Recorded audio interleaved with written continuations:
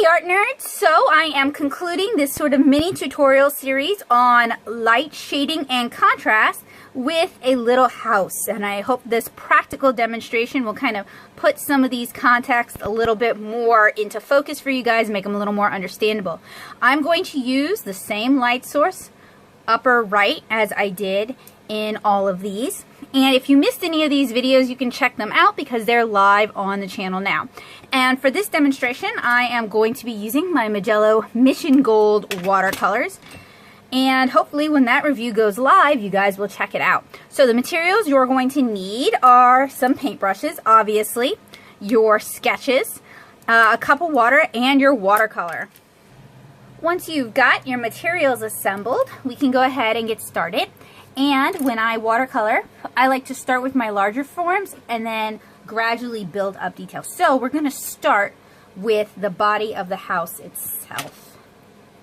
And because I like bright colors, we're going to start with a nice bright blue. And you can work with a weld palette for this because you're going to need a not insignificant amount of water. But I'm just going to mix my colors on my Ink Essentials craft mat. Save myself the effort of washing out a palette for this. We're going to start with a nice bright blue. And the first thing I'm going to do, so our light is coming from upper right. So I'm going to start with just sort of our base color.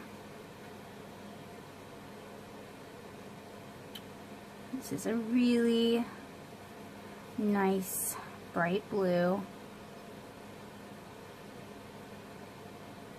And I'm just doing a basic fill with a round brush. I have a little that escaped, I'm not really going to worry about that. I'm going to do a fill on both sides of the house in isometric perspective as well.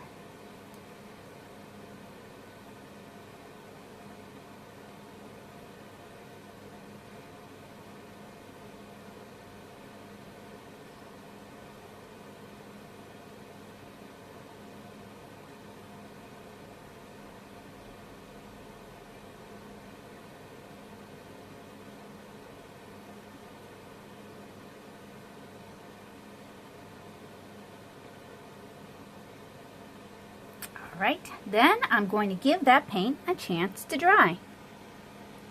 So in this view, all we see is the front. There's going to be some cast shadow from the lighting, but otherwise this front view is going to remain this color.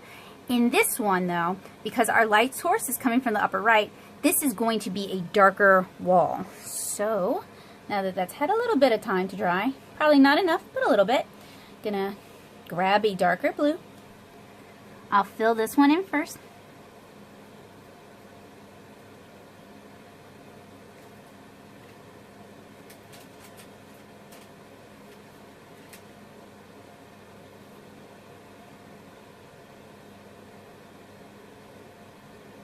And I'm just filling the whole thing in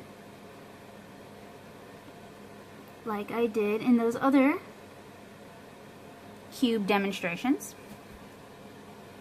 So we've got a solid fill. Then over here we are going to do some cast shadows. And I may have even gone a little too far with that.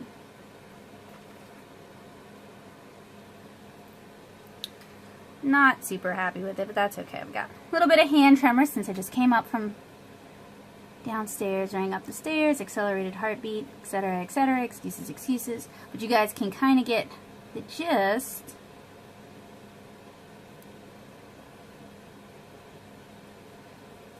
So we've got our cast shadows here now. And you might want to use a paper towel just to pick up the excess.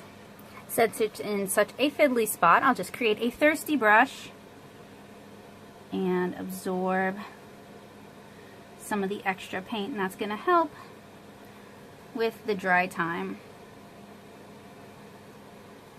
And then we still need to do a cast shadow over here.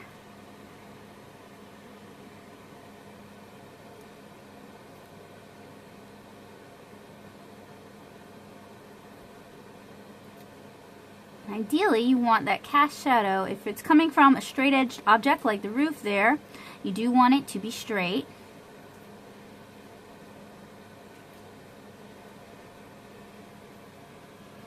And then we're going to give that a chance to dry as well. So while our roof dries, our building dries, I'm going to go ahead and, I'm going to need more than that, mix up a color for the roof. I'm going to go for kind of a slate gray, so I'm going to cheat and start with a black.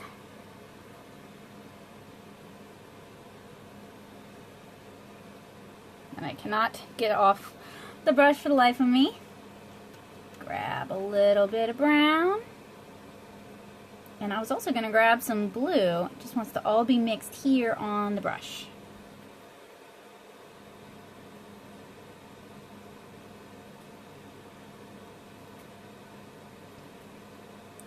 There. Oh, y'all missed it. Y'all did not get to see my cheaty solution for that. Hopefully this will be kind of a slate gray and it'll be light enough. So we'll start on this roof here, and it's more of a brown, that's okay. And for the viewer, the edge that I am currently painting right now is going to be the brightest lit. So everything else needs to be much darker than that because it is closest to our light source.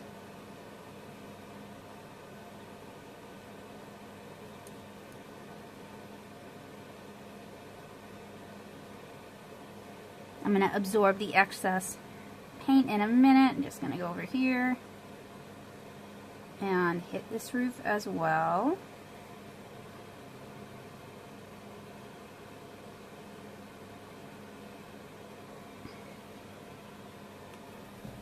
And then I'm going to use a thirsty brush to get this excess paint. There we go.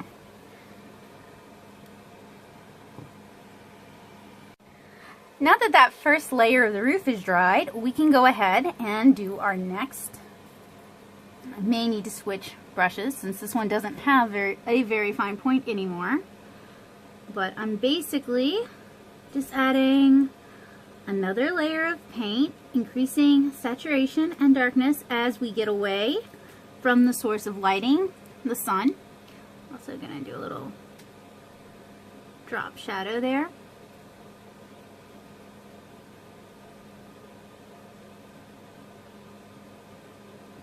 And add some shading along the roof line. Do the same on this one here.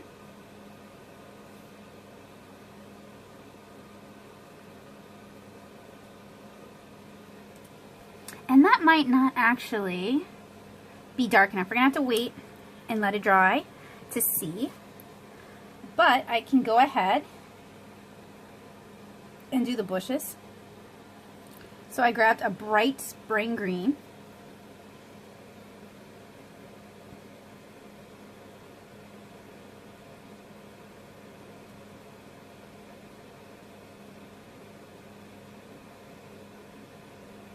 And I'm using that as the base color for the conical shrubbery.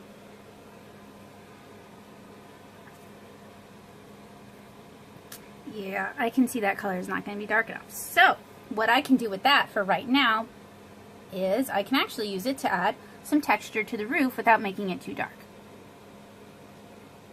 And I'm just going to paint in what would look like shingles.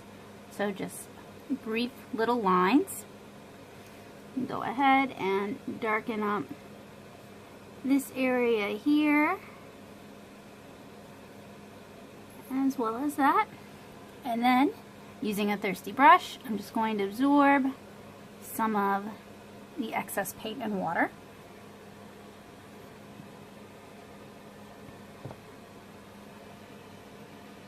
So now that that's had a chance to dry, I'm going to try and mix the same color for the roof, a little darker, or I'll just add some black in it. Dab off some of the excess paint so it's not dripping everywhere.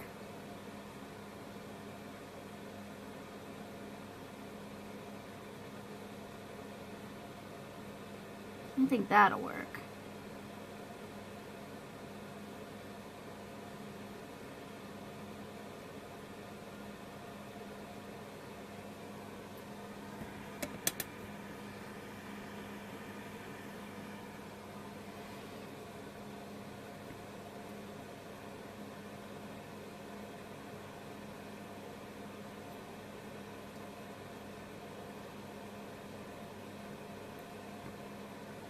Couple little roof details. They should be getting fewer and farther between as we get away from the light source. Just try to keep that in mind. It seems like I forgot. And then move that back over there. I will grab some more of that green.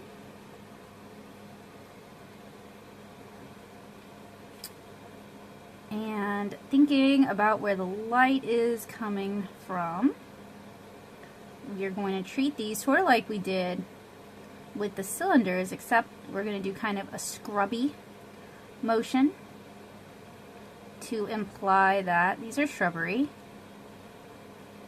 And don't worry, I'll do a tutorial soon on different different types of marks you can use to get different sorts of effects.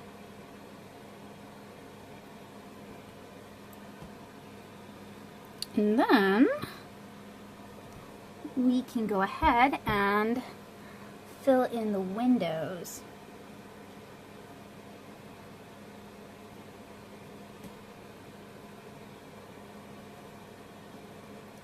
So I want to start with a lighter color because I want to leave room for a reflection.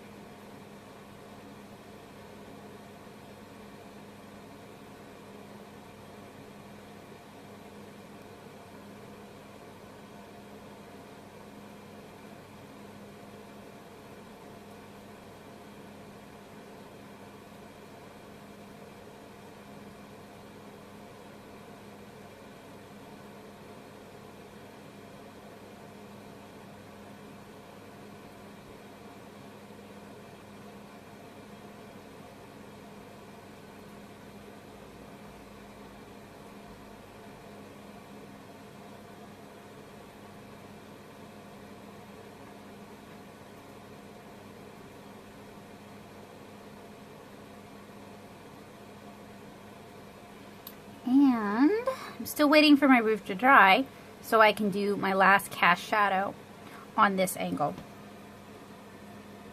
But I also want you guys to keep in mind, this view and this view, I basically rotated the house rather than rotating the view. So this view and this view would be with the same lighting. I realize that's kind of confusing and I apologize for doing it that way. So now that this has dried, I'm going to try, and I'm probably going to fail, I'm going to try to get in that under eave area. Whoopah! I did it!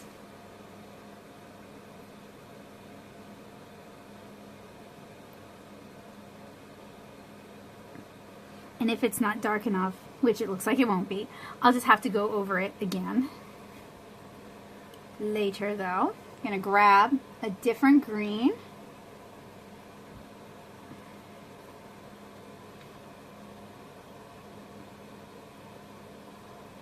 And start filling in these bushes, and we're going to color these like we would handle a sphere. And you don't have to totally fill it in. You can even leave some light up at the top to show the sun's catching it, and I'll even hint at them in this one.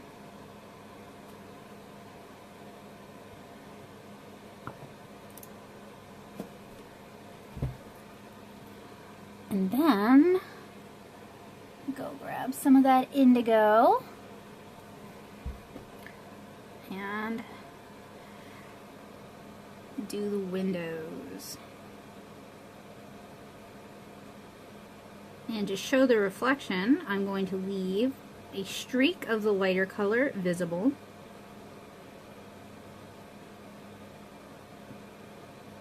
And you want your reflection going in the same direction across the panes. So I'm going to go ahead and fill these in without leaving a reflection. They'll get a reflection on the next pass. And then do a reflection on these.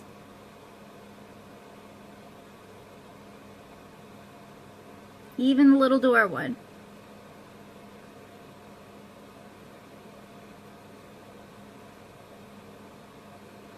And hopefully you guys can sort of see how this all starts to come together. Grab some more of that dark blue, get it nice and saturated.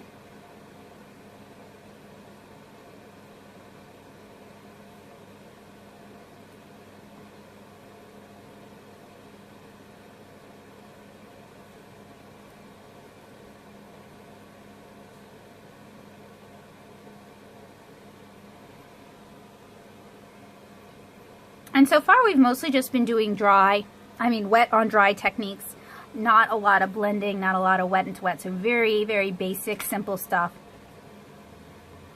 I'm gonna go ahead and use the same brown that I used on the roof on the stairs.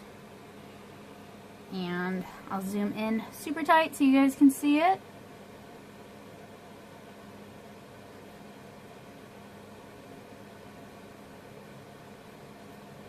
Again, we're gonna fill in the whole thing first. And then,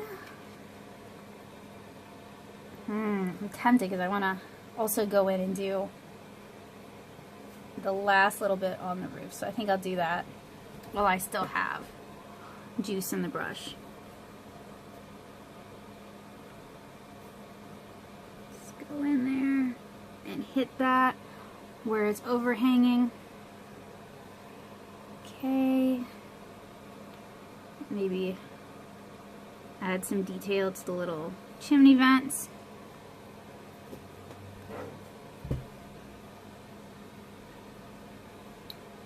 And add some detail to the bushes like we would with the sphere.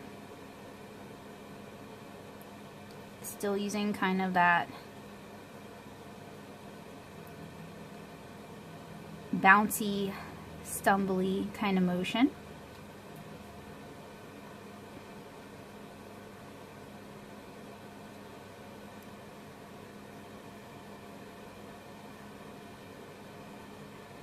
And it's all very basic techniques. The only thing that we're really utilizing in abundance is patience, letting things dry all the way. Now we're going to do another layer on the windows.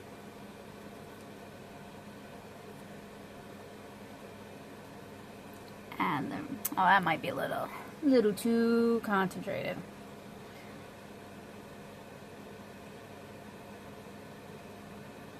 Kind of boop that one up, but I think you guys probably get the gist by now.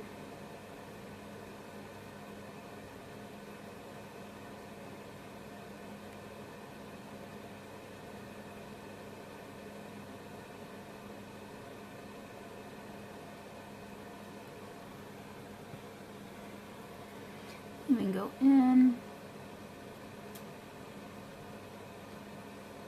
tighten up that roof line.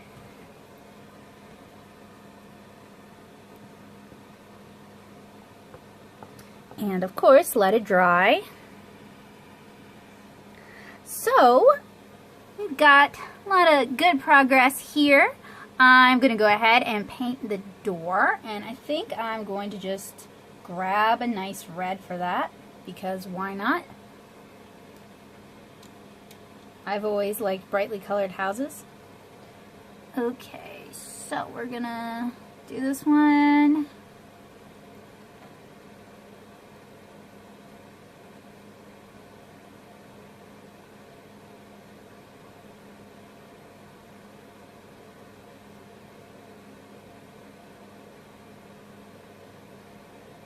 And then this one, I'm gonna try to leave a border. Maybe I'll just go back in with like white, but there's a border on this door, not one on this one.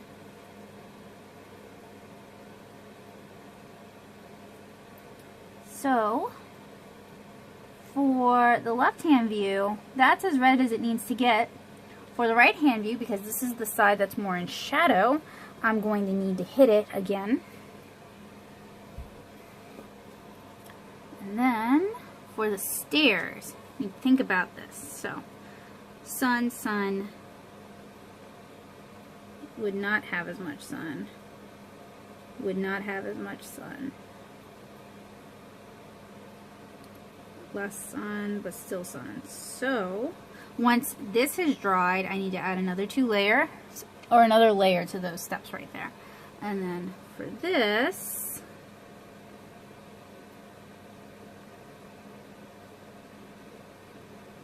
and I could just leave it like that.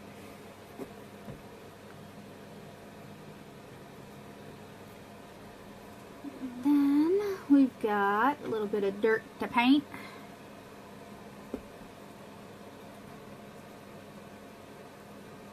And try to work around the little white pickets I've got in there.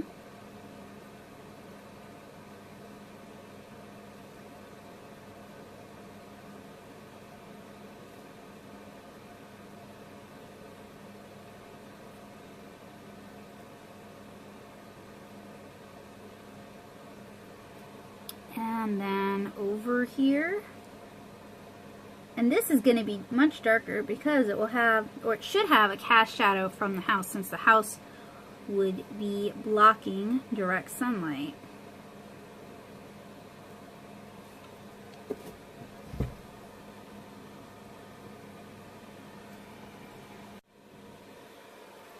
So now that that has had a chance to dry, we need to do another layer on our door and another layer on our stairs. Let's do the stairs first. You can always tell when I'm nearing the end of a tutorial when I start singing everything. Alright. And then the door.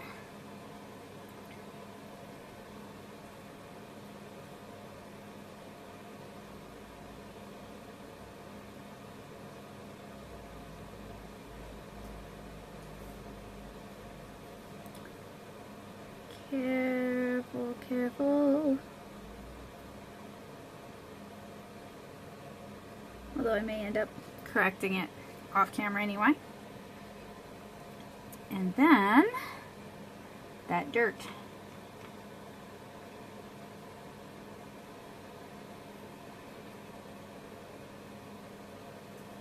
And get some of that excess water off of it.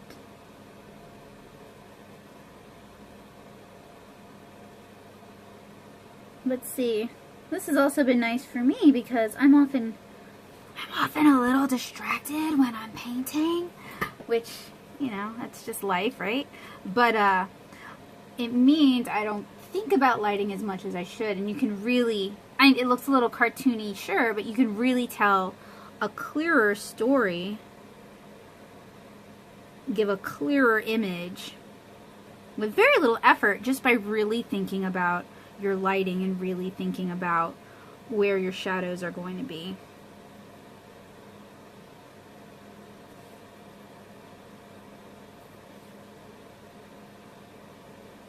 And it doesn't, other than thinking, it doesn't really take too much additional work or additional knowledge. So it's kind of like one of those nice little back pocket tools. I don't want to say tricks because it's not a trick, but one of those back pocket tools that you can pull out. So I'm going to use the same red and tilt that just ever so slightly.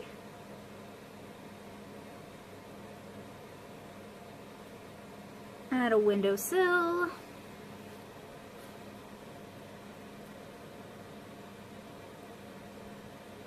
Add a windowsill.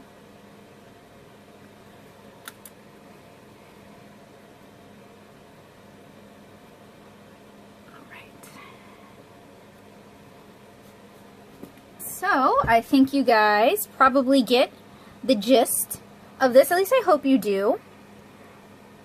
And I'll check in one more time once all this paint has dried so you can see, but hopefully you guys get the idea. Hopefully I did a good enough job conveying it, and hopefully you guys will check out some of my other tutorials here on this channel. And if you're looking for a mark making or texture building tutorial, I have some of those coming up as well. Of course, if you enjoy my watercolor, please do me a huge favor and check out my beautiful watercolor comic 7-inch Kara at 7inchkara.com or 7inchkara.tumblr.com. Alright, so this has had a chance to dry. We are all finished here. I look forward to seeing you guys again really soon in my next watercolor tutorial, and I hope you guys enjoyed this one. And I hope you guys will check out some of the other tutorials, not only here on this channel, but over at natosoup.blogspot.com in my watercolor basics section. Have a great day, guys. Bye!